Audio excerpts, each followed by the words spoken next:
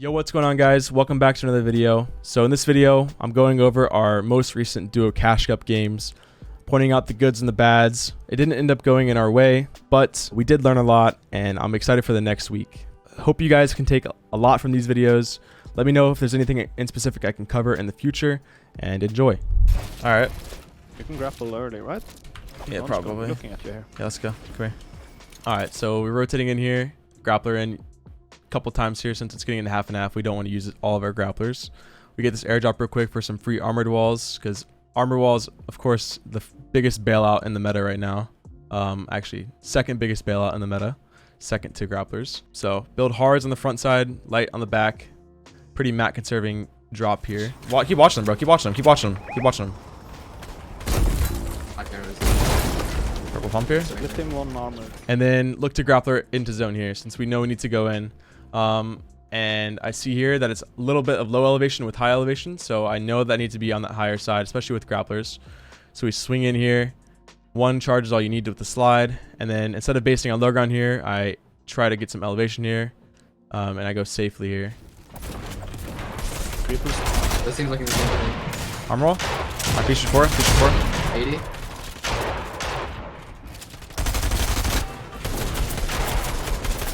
We don't have to, like, here.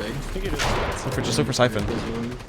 We see these guys fighting, and then of course something to always do when you're looking down is to rotate your stair, put a cone, anything like that that can block the angles without so you don't get hit. Break the bottom wall. Use SMG here. Can we go down and spray the bottom wall?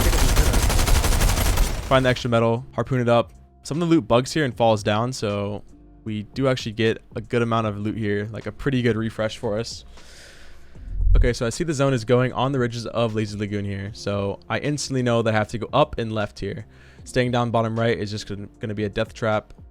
So we swing up left here, slide down, connect to the hill, and we stagger since we do have grapplers and we're on elevation here. Should be a free rotate for next. So we're here pretty early, and this is where we kind of go wrong. So we start to look for kills here, block the head, of course, and this staggers us so much. In this current moment, what we should be doing is getting in our cones, looking to see if we can spray out height. Since it is low elo, I mean, you can tell it's a 16-player game. This should be an easy height take. So instead of looking for kills here that we're not even going to be able to get because they're just going to grapple our way, we're basically looking for damage, and that's useless. So we should be looking for height here. We grappler in, get up the hill here, and we see heights just as scuffed as we thought it would be, and we go for it. Broke. Disconnecting. And then a big thing to point out again is when you're shooting out someone in height, don't just spray their front. Spray back and storm somewhere. And if you can, look deeper. This whole ramp that you're seeing on the bottom, or this whole ramp on the right side of the zone that I was spraying out, was only held up by one brick wall way back in storm. So realizing that and seeing the weakest points, as well as spraying out in the storm so he can't connect, is the easiest way to break out height. So we spray him out. He falls.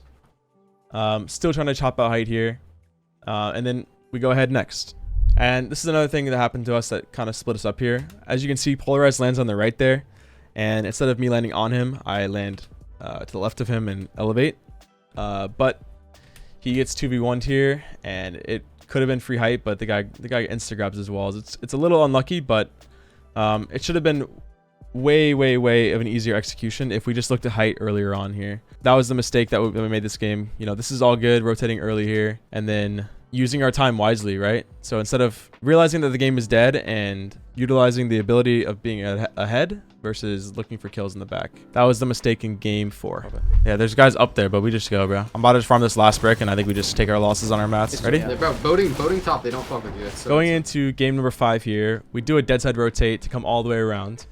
And we see that we have the opportunity to boat in here rather than swim. Boating is always the play when it's short distances like this, because you can use your rocket to put pressure as well as your teammate can build. So it's typically never a bad idea, especially in stacked lobbies where it's pretty laggy. Here, I would say it's not that laggy, but definitely something to note for grands. So we boat in. This guy, I don't know what he's doing, but he gets caught off guard. I get caught off guard. It's a mess, but we kill him. Solo. So we get the little bit of a refresh here that we definitely needed. And so we see there's extra metal, and with the obvious thing to do with that is to tarp it in zone here. But the mistake that I made is one, I didn't get us in zone here, and you'll see in a bit. And two, I kind of elevated up too high to the point where I was server focused. If you can look at the mini map, and if you can look at it from a third perspective, you can kind of see that building up on this hill here while already on the edge across the water is a horrible play. So me not really realizing that in the moment and just kind of brainlessly tarping up the hill just to get in definitely costed us a lot of mats and could have potentially costed us our life. So the correction here that we should have made is to just tarp around right, stay on like a lower layer here and burn a little bit of mats to get in, but I mean, it would have been better in the long run. So here you can see tarping up. Right here, on this cone, Nice, just play walls. The body and go up again. Enemy. Just enemy up. Wait, we gotta go. Get the loot. Go, let's go.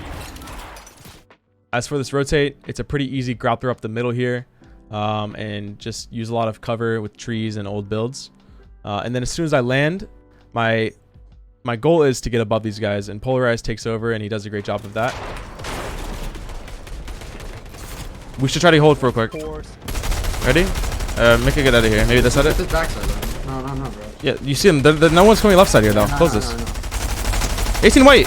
18 white twice. 15 white. What the fuck is this guy doing, bro? What is this guy doing with no cone? At the bottom. Come here. What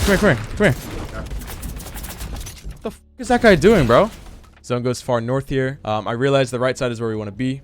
And then utilizing your feet is something that I see a lot of players with grapplers, especially in the end game, they don't do. So a lot of times, even if you have 10 grapplers here, people might try to use the grapplers, but get on a higher layer here, get in a position that's favorable rather than just grappling at your cone and risking it all. How many grapples do you have? 2. Ready? Grappler? Grappling at height twice. Yeah. Oh. Come on, box, bro. 77? Dead through walls. He died. You can res probably. Okay, so here was our crucial mistake this game. So we edit out our box and we grappler front. And the problem is I land in the direct center of the zone here. And I'm just asking for what happened, right? I'm landing in the center and I'm in wood. So the thing to take from this game is to try to stay on edges, try to pick sides. And especially when you're in wood and you're shambles, I know it can be tempting to go to the center because that's where most of the fighting can happen. But it did ultimately get me killed here, and Polarize had to solo clutch the rest of this game. Yeah. Rat. Just from, I don't know, just rat. Yeah, it was just that guy looking above from like the hole. We should try to go still. Like, I'm in the safe, we can go. Something to always note when you're landing in the Duo Cash Cup is things change weekly, right? So one week you might have no one at your spot. The next week you might have 5 teams every game.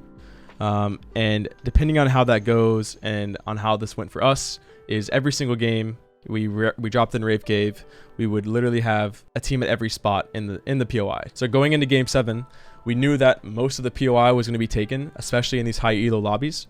And so we found that works best for us and that can work best for you is figuring out places around you that are going to have an abundance of loot that are most likely going to be unlooted. So for us, it's the left side of the map, the rift split, and all of the left side of the reality tree. Most of that is always unlooted, especially down here with these mushrooms.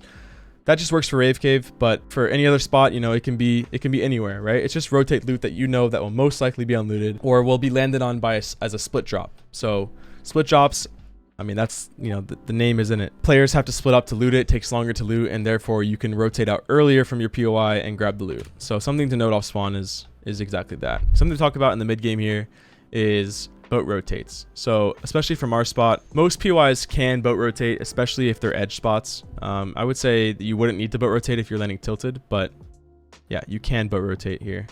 So we do boat rotate. We take the boat all the way around south to avoid everyone in greasy and everyone on the hot side here. And because of that, we have a boat to be able to use to get into the next zone. So we see here, the zone pulls more center towards Butter Barn and Rocky instead of going south towards Chonkers. And that's kind of playing your options, right? So if it pulled south towards Chonkers, we have the boat, we can wrap all the way around. If it pulls towards center, we can go up this river and go straight into Rocky and into Butter Barn. And we do that. So take advantage of the boat, take advantage of being dead side without any players over here, and get position early on, especially in stacked lobbies like this one. Yeah. And if we get pushed, we're gonna lose like 500 mats minimum. Help. Swimming I think maybe you can go over there, Ceice. to the other I base. think we just go to butter Yeah, barn because you're gonna get we're the so same surge. edgy here. Yeah. We see the zone pulls south here, and we know that the hill that we were just on isn't a very advantageous position, especially with the next pull. So we opt to get ahead here and take the elevation on Butter Barn instead. We continue to look for surge tags because we know that we need it. And especially in this game, this loadout, I have the hammer and my teammate has an SMG. So I am all the surge. And if you are the player with the AR, it's okay to run one AR, one SMG, and cash cups because of this. You should be able to get all the surge in a cash cup lobby. So as soon as zone pulls and we see that we're above surge here, we instantly try to rotate out of the POI. So we break out, run across the tops here. And when we get in zone here, we continue to stay elevated. So because we have grapplers, we know that we can't just tarp it on low ground. We know we have to stay on a higher layer here. So we do that. We ramp these guys, blocking our right, getting in here, connecting very well, and then going up a layer. Since it is still a surge lobby, we do need tags. So that extra layer of elevation can really come in handy in these stacked games. So we see these guys dropping off height here, and we know that they're in zone. And something to quickly comment on is the choice of the edit here. So we make a big wide edit here so that way no one bonks their head on top of the wall. That makes it super easy, super fluent. I see a lot of people do that. So we do the right edit there. We get on top of height here and we hold it. And we are now in the best position in the lobby. Okay, so a mistake that I made this game on high ground was to try to stay on the left side of zone here, especially when you see something like that, metal, pre-built metal in the front of zone. So regardless, we grappler to the front of it and Polarized gets shot out in the back and just falls to his death. Really just a bad call from me to not stay ahead here. I mean, that's pretty simple stuff. I think we just, every once in a while, you kind of have those drone plays where things happen. And this is just one of the games. I want to point out a couple things here on how this game became a third as a solo from second moving. So realizing that I can go slow and I can go through the building here is super important, right? Save some space, it's less sketch. And then as soon as I see the opportunity to get out, I grappler up. Even if I'm landing on someone's cone, I still take the higher layer as it makes my next rotate a lot easier. So I know that I'm low builds here, and I have a grappler still. So I have a great item to get me ahead here. So I grappler left around here, and I know that I have to go low here. So I slide down low, get a little lucky with this position right here, but it ends up being very, very, very good for me. I'm in zone here on ulti low, and then I opt to get in my cone here. So a lot of people I feel like would not have done this simply because they're worried about being seen in the cones. But I think that at this day and age in competitive Fortnite, especially in these lobbies, a lot of these players have mobile builds on. So they literally can't even see me in the cone anyways. I take the position in the cone, gets me in a better spot, can scout more, and I see these guys went, so I know I have the free opportunity to rotate left here. I try to keep hugging in these builds here, waiting for the right timing. So I get behind these guys here, get some free kills here, and instantly I start building. And I still abuse my grappler. So I get front here, reload my guns, drop some guns, and start looking for some hold kills. So I see an abundance of loot, and I know that someone's on it. So he's most likely gotten all of the mats. And so I'm right now just looking for any whites I can. So I find the med mist. It's a huge, huge, huge thing here. So I use the med mist to try to go in storm because I know there's a couple more bodies behind those. And this med mist actually gets me third place. So I run back here looking for the whites, looking for extra whites, looking for extra mats. I end up finding 50 wood here. And I get a scout on height. So I see that they're fighting and I'm waiting for the perfect timing to maybe fry this guy for a free siphon. And I do that. He dies. I grappler all the way down, get the rest of his loot, utilizing almost every build here. This guy gets a lucky last shot here, but overall, not a bad game. We had our mistake in the early in-game where we didn't grappler early enough and another team took height from us. And if we didn't mess that up, then it would have been an easy game and it wouldn't have had to been a solo clutch. So we're rotating into fourth zone right now. And I call that we should go left here. So we go left. Since I see that there's not many people holding on these hills or they've already left. I see that there's not a lot of people in Sanctuary. And typically I would say that you want to ramp these guys. But knowing that there's not much going on to our left here or even to our right means that we don't have to take a position above them. We don't have to ramp above them. We can just go to left of them and save more mats. And it all works out just fine. So we see that half and half pulls far here. and I have Polar start spraying those guys out to see if they can go ahead and leave. It's a good way to see if people are there. It's a good way to pressure the team out of position, and make them go. These guys really didn't catch the hint, but so these guys, they aren't moving whatsoever. They don't understand that we're pressuring them and we want them to go, because obviously we need them to move first. So I don't hesitate, and we rotate before the zone moves. Big thing to note there, that we didn't leave when Storm was on our ass. We went as early as we could with the situation that we were in. So building in here is still okay, because we can use our feet even though we have grappler here. So we end up getting hit off the grappler there. We see that we can break in these old builds here and continue to play left side here, and we do just that. So we break through and we use another grappler. Okay, so this is where we made our mistake this game. I'm not sure what dawned in me to want to land on the lower layer here, but I decided to land on a low layer here, and it ultimately just made the next rotate more scuffed. So this, showing you what to do and what not to do. I don't know, like I said, I don't know what I was thinking when I'm doing this, but it just made the whole rotate more scuffed. So either way, we get in here, and I realized that I made the mistake. So I know that I need to go up here, and I do. I climb up 3 layers, but of course this could have been, way more conservative if we just landed higher. We would have grapplered by now. I do some bad loot management here, and I accidentally drop my AR. It's fine. We break through these builds here. We know that we need to get front low here. That's the priority. So we get 2 refreshes here, and I think I fixed my loadout here. Nope, I don't. Another quick thing to mention that my coach actually mentioned in the call, shout out to Shoko, is just to slow down here. So you'll hear him say it, but we kind of rush it. I get hit for 50 here, and we're kind of panicking to try to stay front here.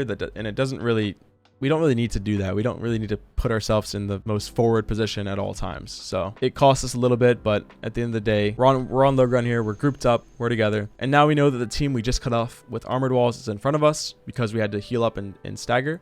So we know we need to change layers. We need to go up here. So we do. And again, I'm staying on my fragger here. I know we need the kills. I know we need the refreshes here. Letting him make all the plays and all the edits while I just sit back and pump out and wait for the drop down. So Polarized sees something to get in on, and I'm a little bit worried about our back here. So I kind of misbuild and block our back, and ultimately I should have just ran in with him, as it would have came out to be the better play. But regardless here, he dies. I get some of the mats off of the body, and this guy hits a kind of a nice shot with his tac shotgun. So that was that. So that was game 8, and we had a lot to learn from that game. Dropping on the lower layers early, or dropping on the lower layers in the middle of the in-game, costed us a lot of mats that we could have saved. A big thing to note is, when you need the refresh, you stay on your fragger. If you're the fragger, you have your IGL stay on you, and you just, have one person make the edits, have one person make the plays, and you just have the pump out, right? Overall, we learned a lot in this Cash Cup. I hope you guys can learn a lot from these games too.